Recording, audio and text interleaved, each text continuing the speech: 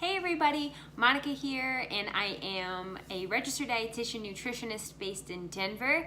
I run the website mindonnutrition.com, and I am hosting, I want to say weekly videos, but it might be more than once a week. It might be a lapse in between, but I'm going to try and do these regularly.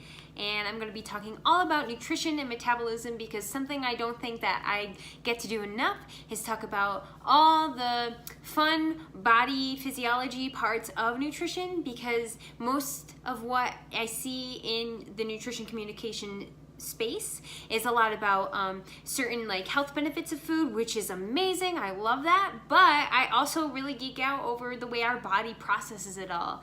And I think having an understanding of nutrition and nutrient metabolism specifically aids in understanding why these certain foods do certain things to our bodies that otherwise aren't apparent in other foods, right? And this love of metabolism came from my love of anatomy and physiology, which is a requirement for every registered dietitian to take in college. When you are studying to be an RD, you typically have a master's, a bachelor's in nutrition science or dietetics, and you always have to take anatomy and physiology, because how we break down food is so important in understanding how it's going to help benefit our health and our lifestyles and all that good stuff. So I wanted to first talk about digestion and basically just the real basic anatomy of our digestive system.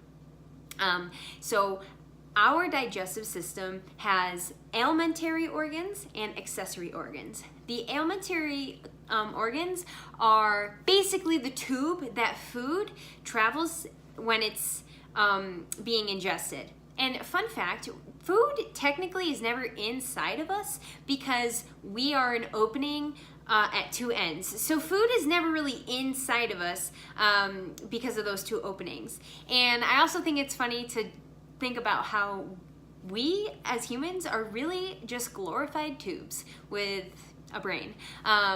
So it's just a very interesting thing to me anyways, and that is the basic I guess branch of digestive system, right? So we have those alimentary organs and we have the accessory organs. So the alimentary organs are the tube, and the accessory organs are things like our salivary glands, our pancreas, our liver is a very important accessory organ, but again, it's not directly in the tube. So first I'm going to talk about the alimentary canal, and the alimentary canal starts with your mouth.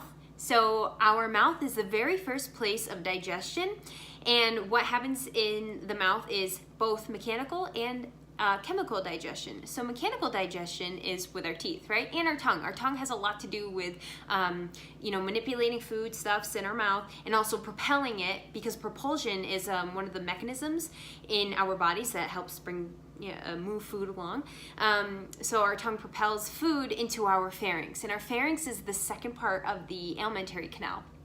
And if I had like a side profile view, I could show you that there's actually three parts of the pharynx. And food passes from the mouth to the pharynx, and then it goes down to the esophagus. And the esophagus runs from basically the pharynx to the esophageal valve, basically the valve that connects your esophagus to your stomach. If somebody is experiencing heartburn, typically, not always, but it can mean that their valve is not closing all the way, so some of the gastric contents is actually coming up. One of the biggest major points in nutrition counseling for anyone with heart disease, heartburn or GERD, is to not lie down too soon after eating, right? Because if we're lying down, then it's easier for our gastric contents to come up. And one of the more serious conditions is called Barrett's esophagus, which is when the end of your esophagus actually starts to look like a shaggy carpet, because the acid from your stomach is starting to break down the tissue that's lining your esophagus, and it can actually be cancerous. So really want to avoid that. If you're experiencing those symptoms, again, huge disclaimer, nothing that I say in this video is meant to treat, cure, or prevent, treat or cure disease. Please talk to your doctor or your registered dietitian about your individual needs. Anyways, back to the Barrett's esophagus. That can be it can be cancerous, and so you definitely want to get that checked out. Next, we have the stomach, which the stomach is, you know, one of the first things we think of when we think of the digestive system. And most of what is digested there is protein. Alcohol can also go through our stomach lining, but carbohydrate digestion and fat digestion doesn't really happen in the stomach. Some carbohydrate digestion does occur in your mouth. I forgot to mention that. Because the mechanical digestion is breaking down the foodstuffs. The chemical digestion is from salivary amylase, which is from the parotid glands. Again, that's an accessory organ. And then in our stomach, we basically destroy the salivary amylase enzymes, but the proteolytic function of gastric juices start to break down some of the proteins. And then there's a valve, it's called the pyloric valve, that separates the stomach from the small intestine. And the small intestine is actually made of 3 parts, the duodenum, the jejunum, and the ileum. And very, very, very important, the duodenum is basically where most of digestion or absorption of nutrients occurs. The small intestine is really like the main site. It's where our certain transporters carry in the nutrients while the food stuff still remains in the tube. And so when people suffer from things like celiac disease or irritable bowel syndrome or Crohn's or cancer, their absorption is impaired. And so weight loss can occur, nutrient deficiencies can occur. So it's very important to maintain a healthy digestive system, especially a healthy gut. Maybe in another video I can talk a little bit about that. There's also an article floating around on gut health that I wrote for another website. So you can just look that up, or I'll post the link down below. So after the small intestine, like I said, that's where all 3 macronutrients are being metabolized chemically and also mechanically too, because the way food moves through us is through peristalsis. And basically, because the digestive system is made of smooth muscle, it forms these contractions. So it's kind of like squeezing a tube and just moving things right along. That's why getting insoluble fiber is so important, because it gives that bulk for the body to like actually get a grip of and move along the tube. So sometimes clients will tell me that they don't poop, and I'm like, oh, well, that sucks. We have to poop. And one of the things that I notice in these clients of mine is that they're not getting enough insoluble fiber. So my first question to them is, how much fiber are you eating? Oh, I eat lots of fiber, I eat lots of vegetables. Well, vegetables are a good source of fiber for sure, but they're a great source of soluble fiber. Soluble fiber is extremely important, and it can reduce your cholesterol levels, but it does not do what insoluble fiber does, which is provide bulk, and we need the bulk. So check your food labels, check if there's insoluble fiber. Whole wheat is a great source of insoluble fiber. If you can't do wheat, try and do other things with like a bran or a husk.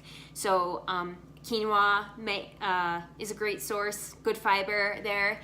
And if I can go on and on, but I want this to be more about the digestive system, less about the food. So on to the next part of the digestive system in the alimentary canal is the large intestine, also called the colon. And the colon can be broken down into 3 parts. There's the ascending colon, there's the transverse, and then there's the descending colon. And most of what gets absorbed in the colon is fluid and electrolytes, a minimal amount of vitamins and minerals, because again, that mostly happens in the small intestine. But fluid and electrolytes definitely are absorbed in the colon, which is why sometimes if our stool is like hard, it might be because our contents were hanging out in the colon too long because we were constipated, and so all the fluid got absorbed, and that can make it harder to poop, which sucks again. After the descending colon, we have the rectum, and then we have the anal canal. So I don't really need to go into much detail on what functions those parts of our bodies have, but they are part of the digestive system, even though most of what has already been ingested has been digested by then. Although sometimes sometimes, not all the way. Anyways, and now we have the accessory organs of the digestive system. And the accessory organs include the teeth, the tongue, the salivary glands, the gallbladder, the pancreas, and the liver. And I'd say all of those are important, but probably one of my favorite organs of that list is probably the liver. Everybody, please take care of your freaking liver. I know that we throw around the word detox a lot in nutrition, and our liver does that. It actually extracts some of the breakdown products of metabolism and packages them up into something a little bit more useful, or it'll package it up into something that we can just excrete. So for example, protein, we have to take care of the nitrogenous base on proteins and package them up and get rid of it because we can't have too much of it in our bodies. So that's one example of how our liver will detox our body from something that's completely normal to ingest, and actually we need nitrogen for a host of things. We just can't have too much. So those are the accessory organs. And that, in a nutshell, guys, is the digestive system. Thank you so much for watching. I hope you learned a thing or two about the digestive system. If you have more questions, please leave them below. I'd be happy to answer them, and I'd be happy to go more in depth into some of these topics too. I hope to do more of this, so thanks so much, and have a great rest of the week.